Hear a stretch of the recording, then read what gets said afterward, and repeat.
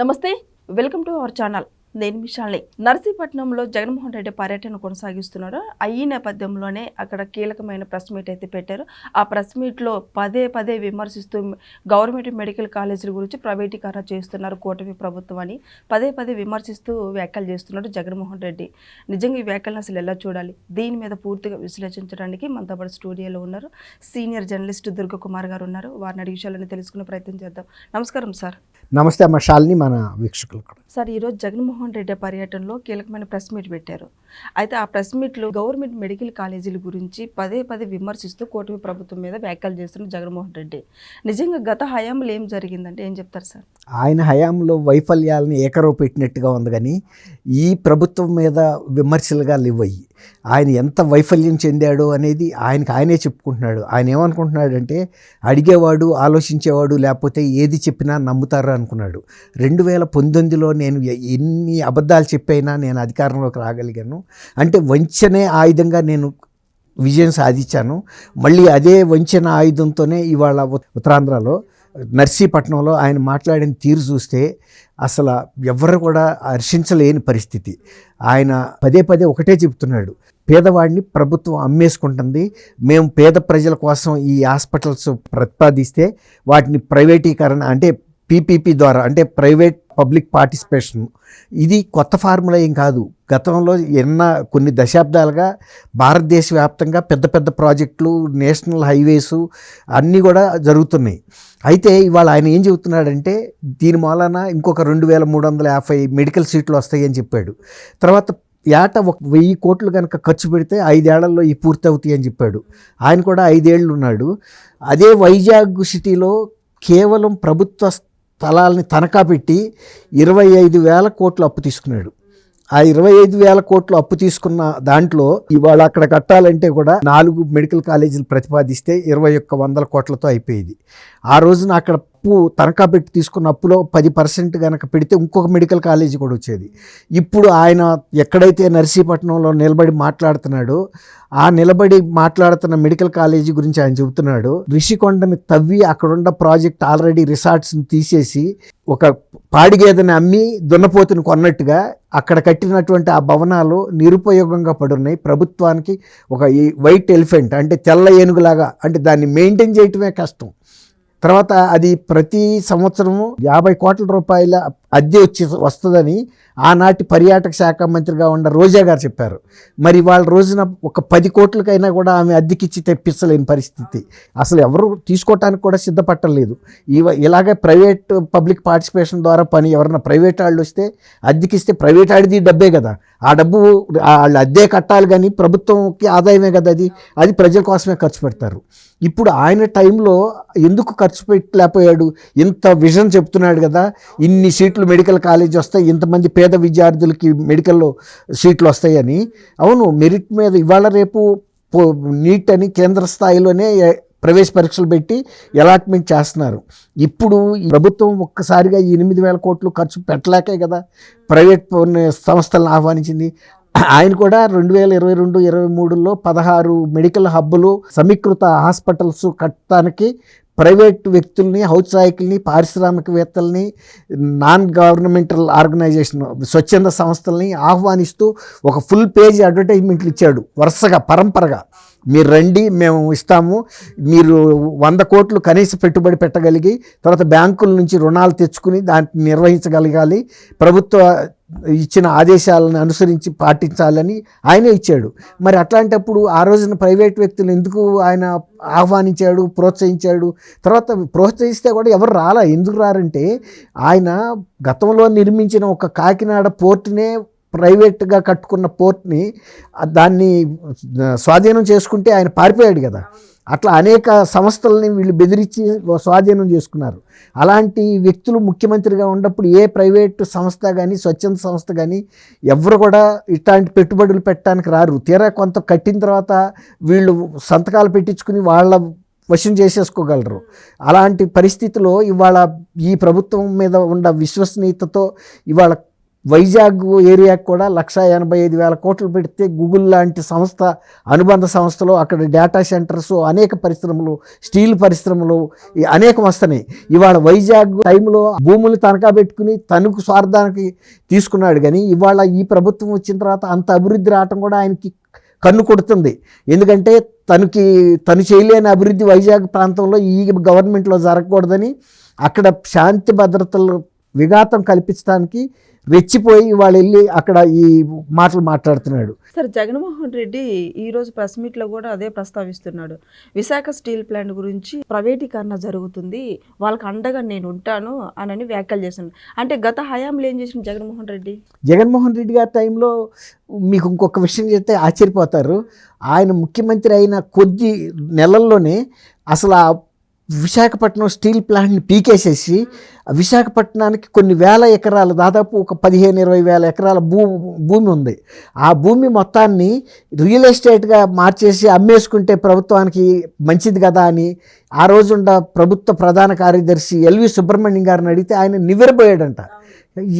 ఆయన అంటే ఈయనకి తెలీదు. అంటే అసలు వైజాగ్ స్టీల్ ప్లాంట్ అనేది 1970s, ఎర్లీ 70s పెద్ద ఉద్యమం జరిగింది సమైక్య ఆంధ్రప్రదేశ్లో.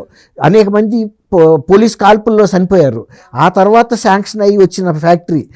అట్లాంటి పరిశ్రమని ఈయన ఎట్లా మాట్లాడుతున్నాడు? ఇప్పుడు ఎవరన్నా పాడి గేదెని కోసుకుని తింటామని అంటే ఎట్లా అనిపిస్తుంది మనకి?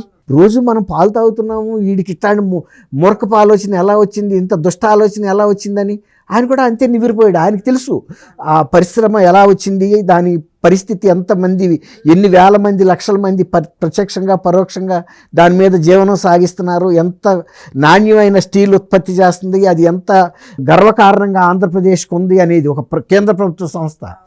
నివ్వెరపోయాడంట. అసలు ఇదేం ఆలోచన అని అన్నాడంట. అదేంటండి, అది ఎట్లా చేస్తాము, అదొక పరిశ్రమ, ఎంతోమంది దాని మీద ఆధారపడి, ఇంకా ఏమైనా చిన్న చిన్న సమస్యలు ఉంటే పరిష్కరించాలి. ఒకవేళ ఐరన్ ఓర్ కనుక తగినంత అందకపోతే అడగాలి కేంద్ర ప్రభుత్వాన్ని, దీనికి ప్రత్యేకంగా మాకు ఐరన్ ఓర్ కేటాయించమని, అట్లా చేయాలి. కానీ ఇటువంటి వ్యక్తి వచ్చి ఇవాళ వీళ్ళని, మన కేంద్ర గనుల శాఖ మంత్రి కూడా ఈ ప్రభుత్వం వచ్చిన తర్వాత వైజాగ్ వచ్చి వైజాగ్ ఎంప్లాయీస్తోనూ వైజాగ్ ప్రజలతో బహిరంగ సభలో బహిరంగంగా చెప్పాడు, మేము 15,000 కోట్ల రూపాయల కేంద్ర ప్రభుత్వం తరపున కూడా సపోర్టింగ్ ఫండ్ ఇస్తున్నాము, తర్వాత డెడికేటెడ్ మైన్స్ ఇస్తాము, రాష్ట్ర ప్రభుత్వం ఇంత చొరవ చూపిస్తాం, మాకు కూడా సంతోషంగా ఉంది. ఎందుకంటే రాష్ట్ర ప్రభుత్వం కూడా అందులో భాగస్వామి, తను భూమి ఇచ్చింది, అట్లా తను భాగస్వామి, తను పెట్టుబడి పెట్టింది. అట్లా ఈ ఉక్కు పరిశ్రమ వీళ్ళతో కాబట్టి, ఇది కాకుండా ఇంకో ప్రైవేటు ఉక్కు పరిశ్రమ కూడా నక్కపల్లి దగ్గర వస్తుంది, ఇంకోటి మిట్టల్స్ నుంచి, అది కూడా చాలా భారీ పరిశ్రమ, దాదాపు 1,00,000 కోట్ల రూపాయలతో వస్తుంది అది కూడా. అలాంటి అప్పుడు ఇంకా వైజాగ్ స్టీల్ ప్లాంట్ గురించిన ఆలోచన ఎందుకు జగన్మోహన్ రెడ్డి గారికి? ఈ ప్రభుత్వం, కేంద్ర ప్రభుత్వం రెండు కూడా భాగస్వామ్యం ఉన్నాయి.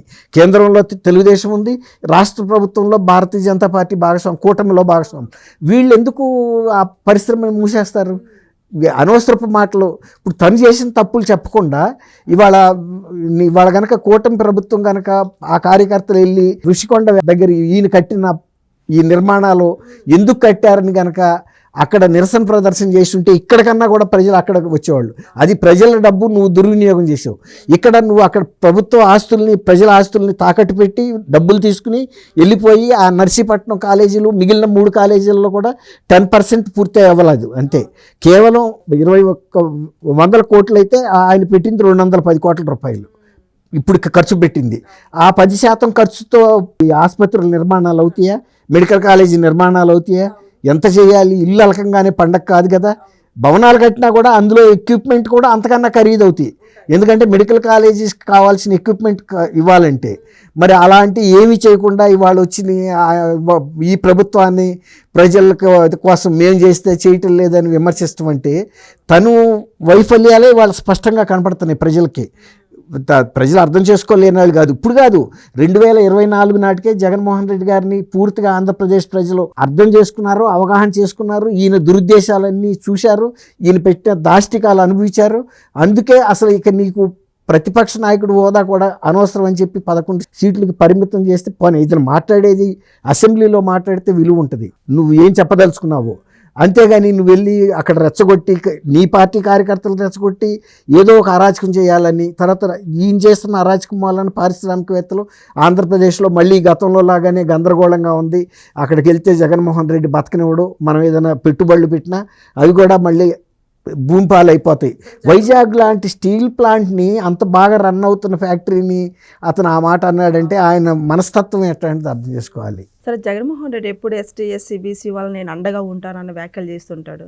కానీ ఈ రోజున జగన్మోహన్ రెడ్డికి ఆ దళితుల సంఘం ఎదురు తిరిగారు, మీరు రావద్దు ఇక్కడికి అనని. ఎలా చూడాలి సార్ అసలు? డాక్టర్ సుధాకర్ గారిని ఎంత ఘోరమైన పరిస్థితిలో చంపాడు మనం చూసాం. కక్ష కట్టి ఒక ప్రభుత్వం ఒక వ్యక్తి మీద, అందులో ఆయన ఒక ఎనస్థెటిస్ట్ డాక్టరు, మత్తు డాక్టరు, ఆయన అంత సీనియరు, సౌమ్యుడు, సేవా భావం కలిగిన వ్యక్తి. ఆయన అన్నది ఏంటంటే మెడికల్ కిట్స్ మాకు అందలేదు అని చెప్పాడు విలేకరులు అడిగిన దానికి. అది తప్పైంది. అది ఆయన చావు చూసేరాక జగన్మోహన్ రెడ్డి నిద్రపోలేదు. అందుకనే వాళ్ళు ఇవాళ బేషరతుగా క్షమాపణ చెప్పమంటే అంతమంది దళిత సంఘాలు విజ్ఞప్తి చేసినా కూడా ఆయన అసలు వాళ్ళ మాటని లెక్క చేయకుండా అసలు అది వినపడనట్టుగా నటిస్తూ ఇవాళ అక్కడికి వెళ్ళి, అంటే వాళ్ళ మీద యుద్ధానికి వెళ్ళినట్టుగా ఉంది. వాళ్ళే కనుక ప్రతిఘటిస్తే, ఏదైనా పోలీసులు కనుక లాఠీ చార్జో కాల్పులో జరిగితే ఎవరు బాధితులు అవుతారు? ఈయన బాగానే ఉంటాడు కానీ వాళ్ళు బాధితులు అవుతారు. కాబట్టి ప్రజల పట్ల ఆయనకి ఏ రోజు స్పందన లేదు, మంచి బాధ్యత కూడా లేదు. ఇవాళ ఆ బాధ్యత రాహిత్యం అంతా ఆయన మాట్లాడిన బహిరంగ సభలో మాటలు కానీ ఆయన పర్యటన కానీ సుస్పష్టంగా తెలియజేస్తుంది. తర్వాత ఇంకోటి ఏంటంటే ఆయన మాట్లాడుతుంటే ప్రజలు స్పందించకపోతుంటే పైనుంచి బొత్స సీఎం సీఎం అని అరవమని ప్రోత్సహిస్తున్నాడు. మీరు చూడండి విజువల్స్లో, ఆయన వెనకాల నుంచి ఆయనకన్నా ఎత్తుగా ఉంటాడు కాబట్టి ఆయన చేతికి తలకి రెండు పక్కల ఈ చేతులు ఉన్నాయి, ఇట్ట ఊపుతున్నాడు కార్యకర్తల్ని. అందులో ఆయన మాట్లాడేదంటే పసలేదు. కనీసం సీఎం సీఎం అన్న గొడవ చేయటం ద్వారా అన్న ఏదో ఆ సభలో కొంత రక్తి కట్టించాలని ఆయన ప్రయత్నించాడు. ఈరోజు జగన్మోహన్ రెడ్డి పర్యటన వైసీపీ వాళ్ళందరూ జగన్ వస్తుంటే ఎందుకు భయపడుతున్నారు టీడీపీ వాళ్ళని వైసీపీ నేతలందరూ మాట్లాడుతున్నారు సార్. ఈరోజు ఆయన వస్తే ఎవడు భయపడతాడమ్మా? ఎందుకంటే అంత రప్ప తొక్కి రప్ప అందుకే భయపడుతుంది. అవును, ఇప్పుడు ఒక దున్నపోతు పరిగెత్తుకొస్తుంటే కూడా జనం అందరూ విఘ్నులైన వాళ్ళు పక్క తప్పుకుంటారు. బజార్లో ఎందుకు తప్పుకుంటారు? దానికి కొమ్ములు ఉన్నాయి, మదం ఉంది, పడుస్తుంది, తొక్కుతుంది, కాళ్ళ కిందేసి నలిపేస్తుంది. అట్లా అని భయపడుతున్నారు దున్నపోతు కంటే? భయపడాలి, అది ఒక మృగం. మృగానికి ఎవడైనా భయపడతాడు. విఘ్నుడైన వ్యక్తి నడిచి వెళ్తుంటే ఎవడన్నా తప్పుకుంటాడా? పక్కకి దండం పెడతారు, లేకపోతే అంతే, లేకపోతే పట్టించుకోకుండా ఉంటారు. ఆయన మానాన్ని ఆయన వెళ్తాడు. అదే ఒక మృగం వస్తే మాత్రం భయపడతారు, ఇళ్లలోకి వెళ్ళి తలుపులు కూడా వేసుకుంటారు. Thank you sir. Thank you అమ్మా.